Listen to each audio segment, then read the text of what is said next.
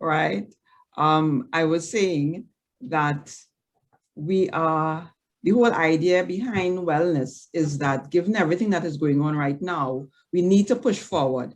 We need to move ahead, and we need to be deliberately taking our own responsibility. We need to be active in the pursuit of certain activities, choices, and lifestyles. So our guest today is Dionysia Brown. Okay, we have Carla tuning in from DB. Hi, Carla. Dio, welcome. How are you today? Well, as we were saying before, that our scale of wellness goes from 1 to 10, and so you have to ask yourself on a given day. You want to say 9, but you might really be at 7. So, on a scale of 1 to 10, I am at 6. I would say Right. today. Yeah, 6 today. Yeah, 6 today. And, given your experience, especially, when you look at, for many people, we were going along a path. Things, things seem to be heading in the right direction. Correct. And then, bram, right? Yeah. I mean, given your background, how did that affect you, and how are you coping? Because I can't say how are you able to cope, because I think we're still going through this. Everybody is still going through this. How are you able to move forward? Well, it's a constant, ongoing thing. As you were saying, things were surging up. I'm a business owner, so I work for myself, and things were really improving, getting better after the first lockdown, and I was feeling really, really good, just excited, booking new clients, and then a lot of my work involves being in person. So I literally went from having a group of clients booked to having successive cancellations based on the news.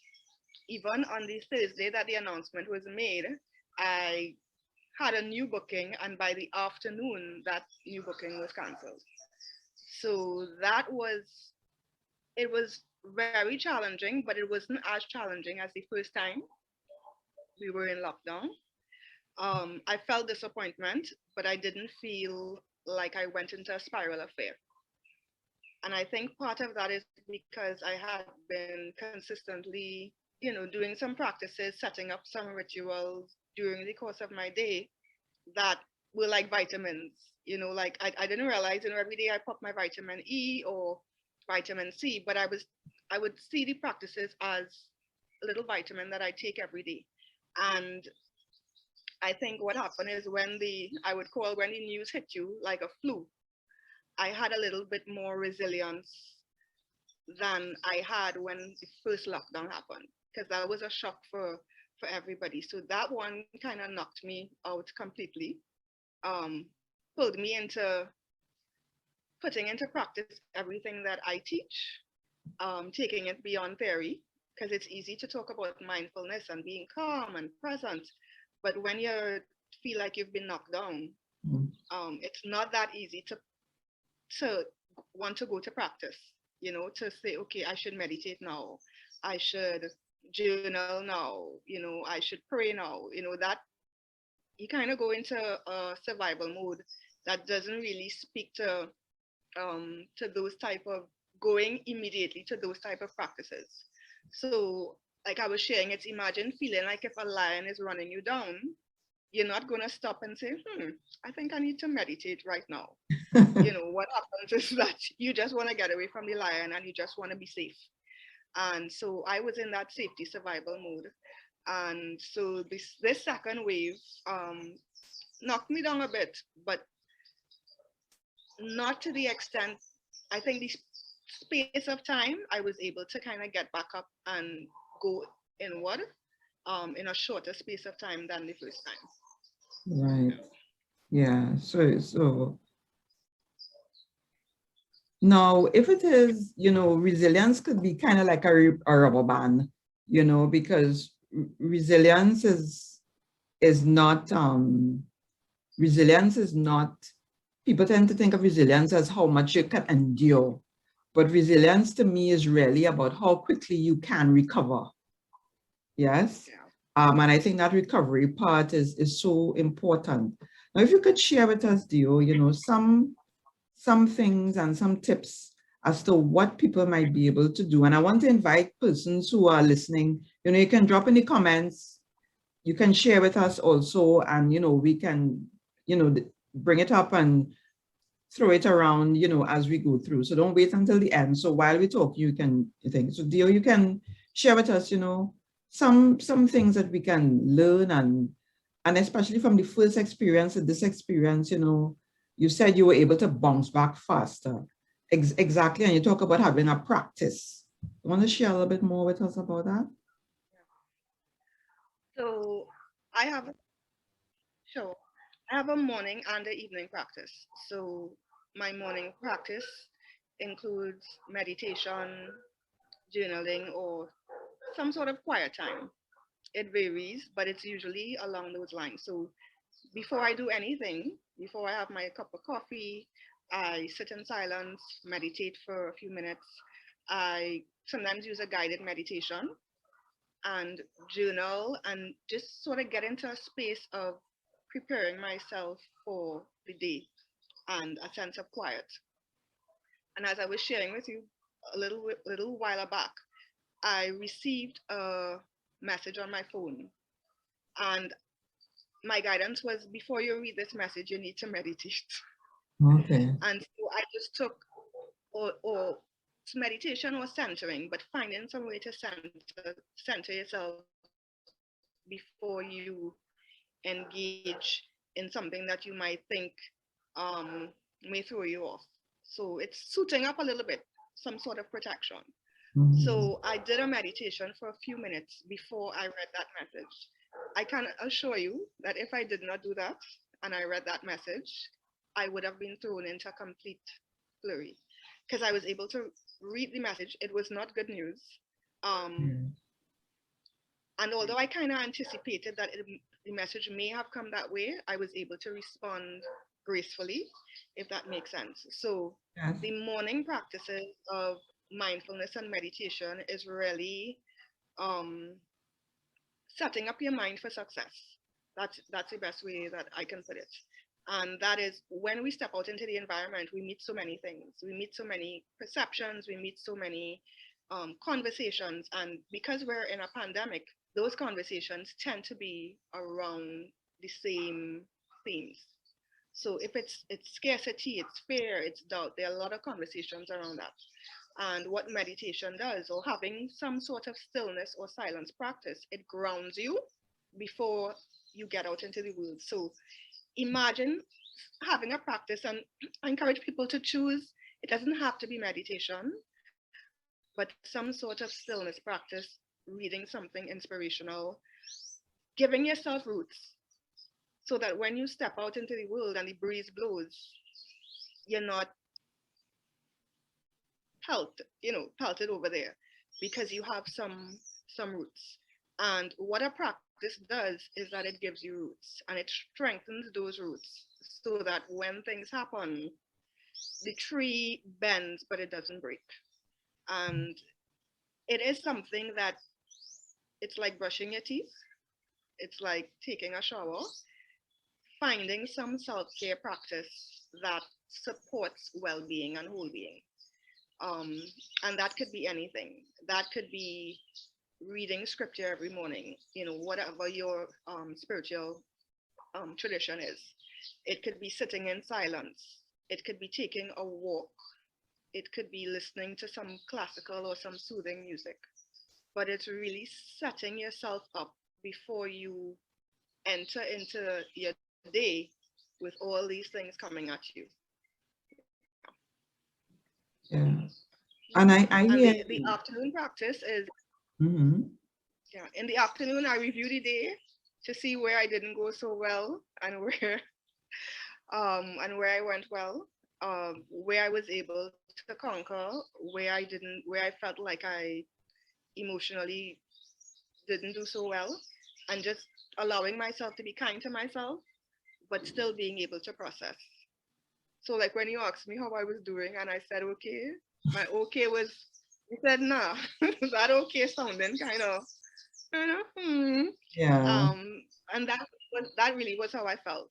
So tonight I'm gonna sit with that and kind of unpack that, so I don't go to bed with it and then get up tomorrow morning, you know, with some bags, as Erica Badu says, bag lady, carrying around these bags of, um, I picked up it was a little bit of sadness Mm. and processing that so that it doesn't hide somewhere. So one of the things about the yoga tradition is that emotions hide in our bodies and they take up residence in our bodies. So neck pains, back pains, stomach pains, feeling tension in your shoulders. And so the practices, of course, help us to put down those bags so that we can, really show up for what we need to show up for. Yeah. Hi, Janine. I see Janine has joined us. And as persons come in, you can just, please let us know so we can say hi. The practices that you shared are so important. And one of the things, everything is about what you feed in yourself. And people, we sometimes forget that food is not just what you're putting in your mouth and you're eating, right? Yeah. Food is everything, that you can experience through your senses, right? Um, and if it is we don't take the time, and I like that you have a morning ritual and an evening ritual. If we don't take the time to check in with ourselves, because that's where it starts, checking in the morning, you get up, uh, thank you, Father, or however, but you have some routine. I always find it a little disturbing when the first thing that persons do in the morning is reach for their cell phone. And it's not because there's a prayer coming on or anything like that. It's because they're going to check to see what has happened overnight in the world. I'm not saying don't check, but I'm saying first thing in the morning, it's like you said, put on an armor. And I like that phrase, put on an armor, so that you are protecting yourselves before you go out there, and going out there, as I say, is reaching for your cell phone. Once you reach for your cell phone, that is coming into your bedroom. And you are experiencing that right away, right? So that you need to be very aware of what you do, as you say, in the morning, in the evening. I see Carla share that she has a fixed exercise routine in the morning, and persons will have different routines that they do. So that's the first thing, checking in with you. Checking in with you. You had also shared something with And I me. think Go ahead. I was saying that what you shared is important because what showed up for me is that sometimes the very things that we use as rituals to strengthen are sometimes the things we use to run away from our feelings. And so our intention then becomes very important. And I recognize that in myself that sometimes I might feel sad or feel angry and I would jump into a practice, but it's because I didn't want to feel what I was feeling. And so it's a slight nuance of knowing the difference between this is an act of a deliberate act of self-care, or whether or not I am withdrawing or trying to escape. And so that's just a nuance to be to be aware of. And the way you recognize is that a few days later you feel that build of the emotion that you didn't address. So it's practice, yes, but still addressing in a very real way what you're feeling. and then saying, it's not saying, I don't have the cold, I don't have the cold, I don't have the cold. But I feel a cold coming on. I don't like how this feels. I know what to do. I'll get some echinacea. Maybe I need to move my body. I need to exercise. I can sit and breathe. So just being aware that sometimes the very things that we use for our well-being and rituals can sometimes be used to escape some of the feelings that we're experiencing. Yeah. Yeah, yeah, and that is so powerful because a lot of times, we want to escape from the feeling. We don't want to feel the pain, or we don't want to acknowledge that this is hurting. So we might say, well, this is hurting too much. And as you say, that nuance, that's shifting into something else. But then the pain is still there. And that's it. If you don't deal with the root cause, you're actually weakening yourself. Correct. Yeah. You're actually weakening yourself. You're actually weakening yourself. Now, when we were chatting, you had mentioned 555. And Yes. I thought, there's always been a power in 3 and 5. I don't know if it's just I don't know, maybe it's the prime numbers. I don't know, I never jumped into my mind before, but it just did. And if you could just talk a little bit about that 555, because I found it was so simple and very effective. All right. So 555 is starting your practice, and it's 5 minutes of meditation or sitting in silence. It's 5 minutes of inspirational reading. So reading anything that is going to positively pour some good thoughts and thinking and perspectives into your mind space.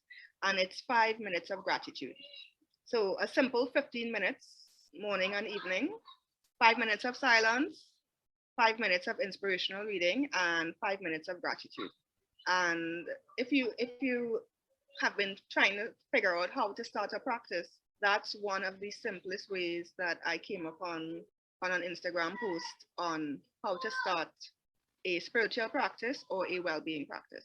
Easy peasy. 555. Yeah. Mm. And it's helpful because you when people think of meditation, they think they have to sit for 30 minutes or 20 minutes or an hour. We immediately go to a yogi sitting like this with cross legged for an hour. And that's not necessarily so. Just starting off with 5 minutes of silence and stillness and centering, it's going to be very helpful. And then 5 minutes of your choice of reading. So whether you want to read your Quran, your Bible, a daily devotional book, a book of prayer, something that is a different perspective or a larger perspective than what we're currently experiencing. So something faith-based, something that speaks to you about possibility and hope and joy, immersing yourself in that and pouring that into yourself so that, it's the same thing. It comes back to the vitamins. If every day you're intentionally sitting with something inspirational, a week from now, something from that may come back to you when you most need it. But if it's not there, then the well that you're pulling from is going to be empty. Yeah, so it's filling up your well so that when you have to draw upon it, there is actually something in there you can draw upon. Yeah. And of Yeah. course, gratitude. Yeah, of course, gratitude. Yeah. Yeah. So, Gratitude. I mean, hi, I see Kamara is there. Hi, Kamara. And I, it's like, a lot of times, just as you get out of your bed in the morning, right? I keep saying, we have the privilege and we have the honor of being alive. You know how we say in Trinidad, the person they could wake up dead. You could wake up dead, right? As crazy as that sounds. So every single morning that we are given the opportunity, and we're alive and we're here, we can make a difference. And it's like, thank you, Father. So every morning I try to say that every morning because I think I need to always acknowledge, acknowledge that powerful thing. Now, as a business owner, because I know a lot of people, right now, nothing is happening with many businesses, um, and I mean, huh, we talk about your morning ritual, you talk about your evening ritual, um, and I know some of the children that you would, let's say, maybe be usually, you're around the kids and that's a different energy that you would get being around them. Um, how are they coping? I mean, what kind of feedback you're getting from them in terms of, they're missing Auntie Dio, we're not doing our yoga, because that would have helped them. And when you chat with me about how children take the practice and how they enjoy it so much, that is always something that I find so joyful and amazing. Well, I had some parents that shared some meltdowns Yeah. in terms of, because part of it is I'm also part of their routine as much as they are part of mine. So when I leave home, to go to do those one-on-one sessions, that's part of my purpose. I get up in the morning, I plan these sessions, I go to work with the children. And so they're accustomed seeing me on a particular day at a particular time. And apart from online school, for some of the kids, yoga was that one fun thing that they did. And in their minds, Auntie Dio is the same age as them because as a kids yoga teacher, you have to get, you be very animated, fun, skipping, jumping, the whole 9 yards. So I think even though I'm their yoga teacher, I think I, in some sense, was like a friend, uh, a big adult friend, that they can play with, who will hop and skip and we'll do yoga poses and we'll sing and we'll dance. And because children's yoga is very creative and it's done through dance and play and drama, so that creative element was something that they really looked forward to. We would do art, and so they were able to, that was their mindful practice, that was part of their coping mechanism as well. So a few meltdowns, but I have been staying in contact by doing some videos and just popping some videos, smiling, doing some activities with them to keep the connection going and let them know that Auntie Dio is still here, It's still missing there. you all. And at times I'm like, this is so weird because I was teaching 4 days a week. So sometimes, I'm like, okay, normally I would be here at this time or I'd be there at this time. So even that is an adjustment for them, but it's also an adjustment for me. Yes. And I think for a lot of people who have businesses, the adjustment of not doing anything or or not doing what you usually do, it's because it gives you a sense of purpose and adds meaning to your life. I think that is also challenging for us as we navigate. Yeah. Okay. Great. Great. Now I see that Janine asked here, and I think maybe this might be about the 555. She asked if in the first 5 minutes, is it that you do either meditation or silence? Yeah. I'm not It's sure. Mm-hmm. it's the same thing. So meditations take different forms. You can sit for 5 minutes in silence, but what you find is that sitting in silence can sometimes be a little tough if you're not accustomed. So the meditation part comes in when you connect to your breath or you find a word or something to anchor to help you to focus on while you are sitting in silence. Because when you sit in silence, your mind is going to start to go what you have to cook, what you have to do tomorrow. So the practice of sitting in silence, there are meditation techniques that help you to focus. So it's the same thing. Sitting in silence and meditation, the practice is the same. Okay, great. And if you could just, people would have heard the term mindfulness and I don't know if very briefly you could kind of say like what mindfulness is. Okay. So mindfulness is really our ability to be in the present moment and to show up here and now. What happens is most times we drift into the past or we jump into the future. So either we're analyzing where we were or where we wish to be. So mindfulness is really finding ways to ground yourself to be in this moment now. So always bringing your attention back to where you are as opposed to telling stories about what's going to happen next week. So for instance, a story might be you're sitting on your couch, you heard about the numbers today, and then all of a sudden in your mind, you know, your mind is ruminating about, gosh, the numbers are going to go up and this and that. And if that happens, then this is going to happen. And then, oh my gosh, what am I going to do? And that sort, taking you down to Toku. You're meant to go to Diego Martin, and before you know it, you reach Toku in your mind. So mindfulness is the recognition that when we begin to tell these stories, when we are not so comfortable with what's taking place now, we either tell stories of the glory of the past or the fear of the future. And being able to be comfortable in this moment. And as I heard today, you can't be happy yesterday and you can't be happy tomorrow. You can only be happy right now.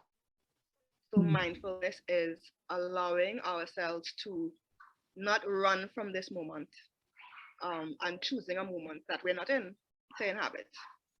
Yeah. So that's basically it. Being aware so that you can connect to the present moment. Right. And yeah, hi, Chrissy. Now, I remember many, many years ago when I was at NYU, I've always been drawn to things like Zen Buddhism and stuff like that. Anybody who knows me knows that. And since then, one of the things that to me is like everyday mindfulness practice, how you eat your food. Now, that might sound strange, but a lot of times people eat, but they just throw the food in their mouth. They're not tasting the food, and they're not, I don't know, they're not savoring it. And for me, when I eat, and I started that practice many, many years ago, as I said, too long to remember. When I eat,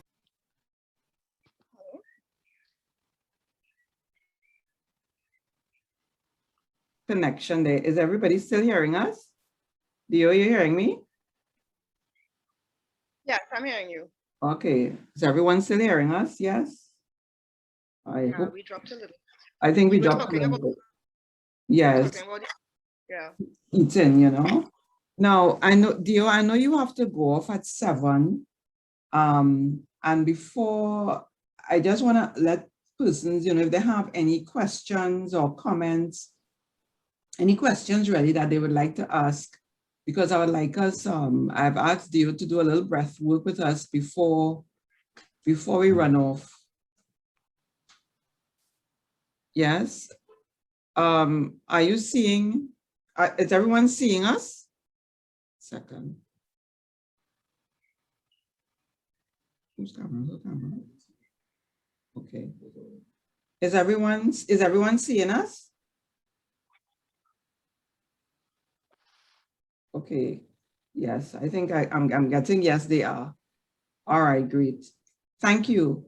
So any question that you all would like to ask, please can you take the opportunity to ask the question now, and Dio, if there's anything else you'd like to share before we go into the breath work, you can let us know. So I'm just giving people a few moments to ask any question that they would like to ask.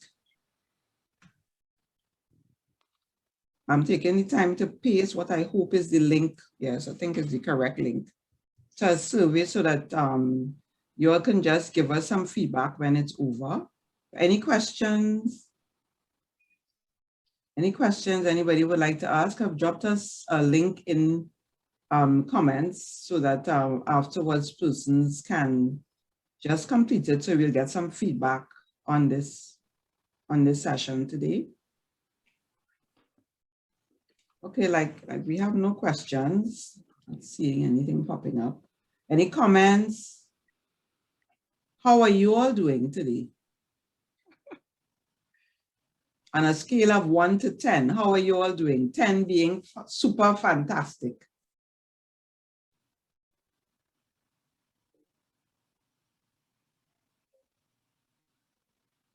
Okay, yes. Okay, Kamara is saying no questions, but grateful for the conversation, for the reminders.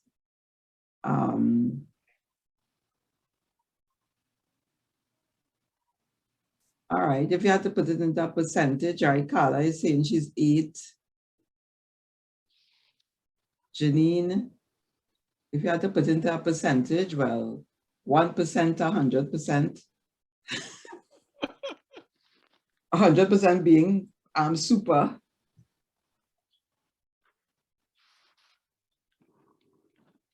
All right. Let's see any more comments popping through right now. Let me see. A few minutes.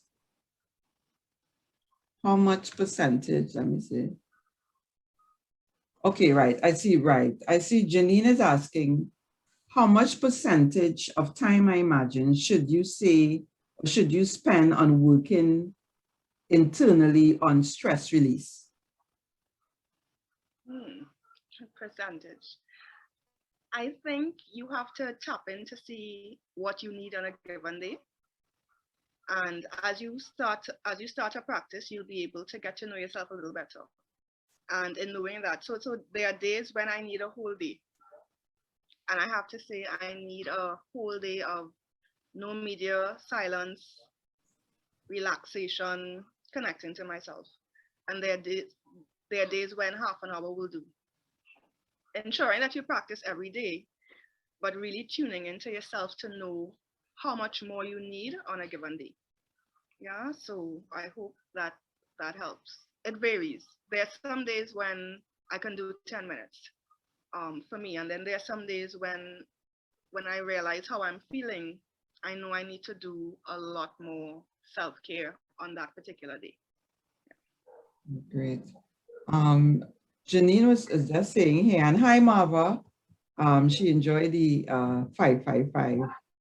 Welcome. And Janine was saying that the question of the percentage was versus like how much time you should spend on working internally on stress release as opposed to looking externally for stress relief.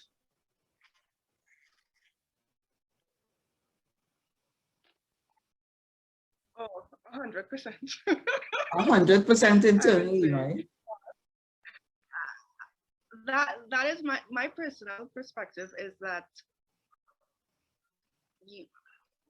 you find it on the inside, and then you're guided to what you need to do on the outside. So I have found that when I try to fix something from the outside, I still have to come back and do the work on the inside.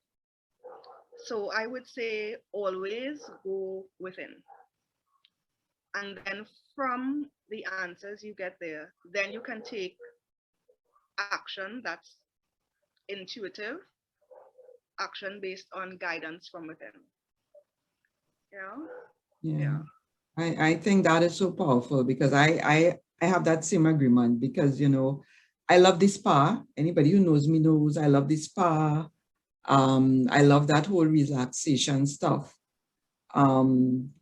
in terms of that external. But if something is bothering me and I go and I do all the external things, I'm still coming back to the same issue that I left with. And while you're getting a massage, your mind all over the place. And yeah, all over the place. You know, so it really, it goes back to tuning into yourself. And I think that sitting, being able to sit with yourself, because a lot of people, they have problems just sitting with themselves in silence and just loving yourself.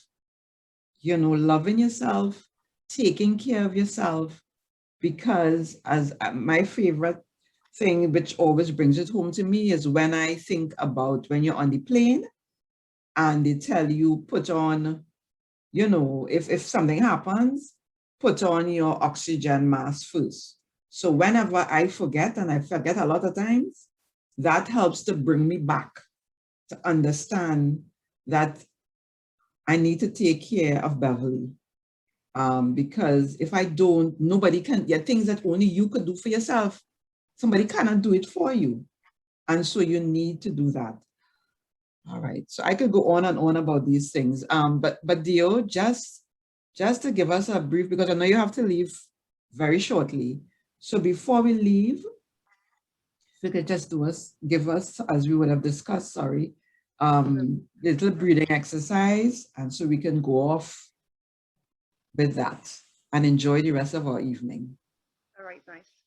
So finding a comfortable seat, and that may mean sitting on a chair or cross-legged if you're accustomed, but finding something that supports your back,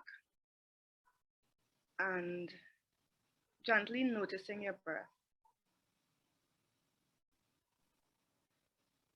Closing your eyes, allowing your shoulders to melt away from your ears, and just noticing your body seated, feeling your sit bone, feeling your feet grounded, keeping your spine nice and tall, and keeping your shoulders gentle and soft as leaves. Connecting to your breath, breathing in and out through your nose, and just breathing and allowing your breath to weave through your body, allowing each breath to soothe your body,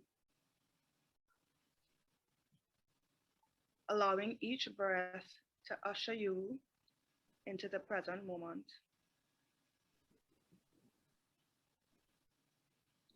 Breathing in and breathing out,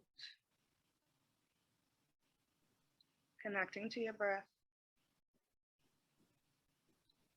allowing yourself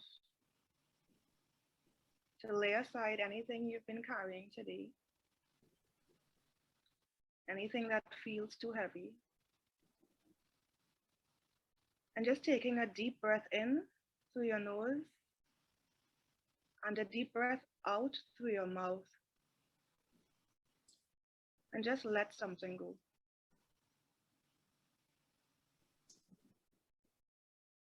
Taking another breath in, deep breath in, and a deep breath out through your mouth, and let something go. And one more time, allowing yourself to deeply sigh and to deeply let something go. So breathing in through your nose, breathing out through your mouth, and let something go. Connecting to your breath, allowing that breath to move through your body, and offering yourself some kindness, some gentleness, some peace. And saying to yourself, may I be happy, may I be safe, may I have the strength to overcome all obstacles.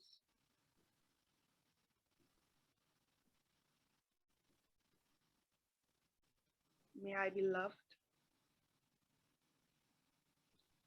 May I be supported.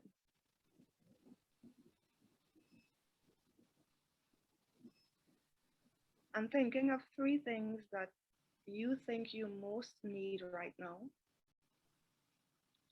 And using that same formation, may I be, offering that to yourself. Three things that you most need right now.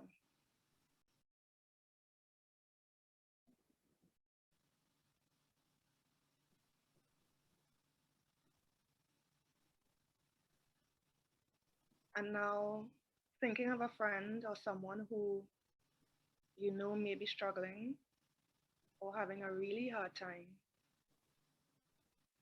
And imagine that person is sitting in front of you and offering the very thing that you just offered yourself to that person, saying, may you be.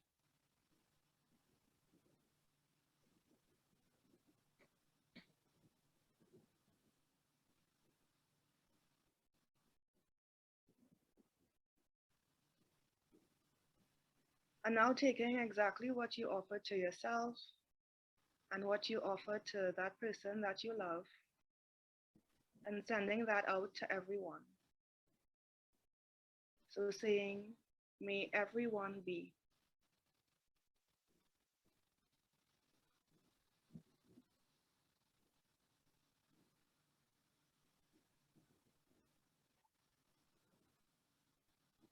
Taking one deep breath in through your nose and out through your nose. Another, in through your nose and out through your nose. One more breath. Breathing in and breathing out.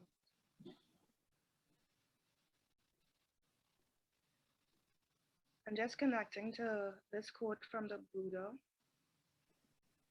that you yourself, just as much as anyone in the entire universe, deserves your own love and affection.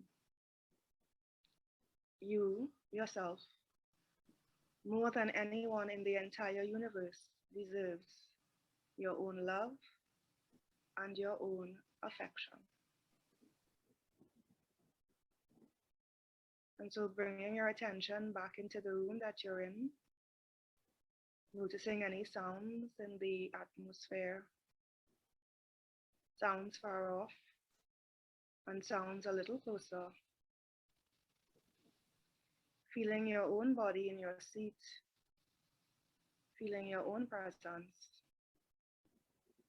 and gently opening your eyes, arriving back into this moment.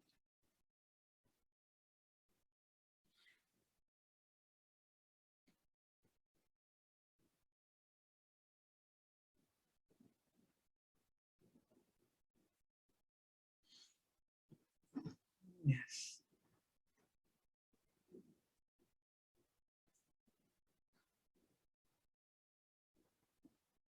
Thank you. Thank you so much, Dio.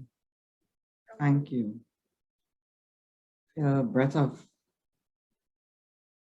fresh air. A breath of fresh air.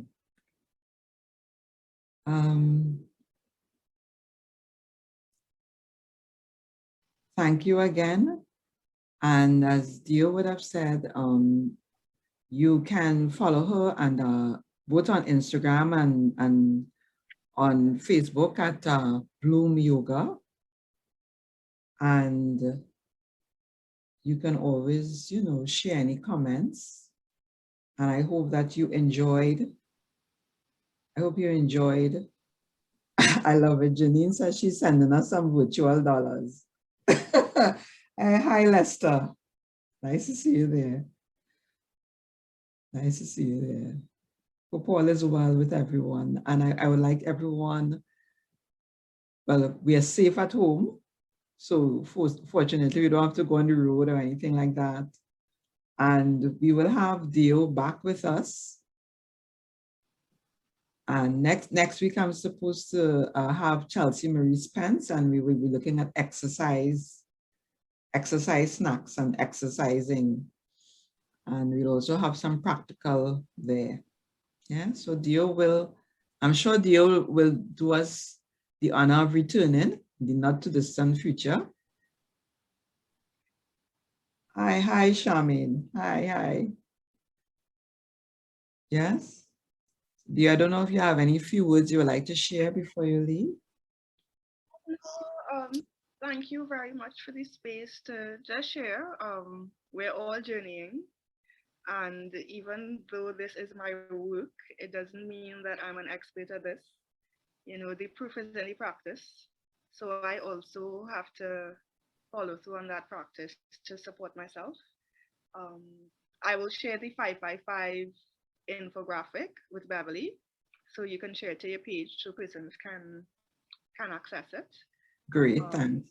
Definitely a spiritual practice. If I did not have a practice, I don't know. I can't imagine what would have happened if I didn't have a practice. Because even with a practice, we have challenges, you know. So, yeah, love yourself and show up for yourself the best way you can. And that varies from day to day, but make sure every day you show up for yourself in a loving way as best as you can. Yeah. Great. All right, thank you very much. I feel like saying namaste, but whatever. And namaste. namaste. Yeah, I feel so relaxed and peaceful. And thank you all for attending. And I will keep you I'll keep you informed. Yes? Okay, great. All right, enjoy the rest of your evening. Bye. Bye.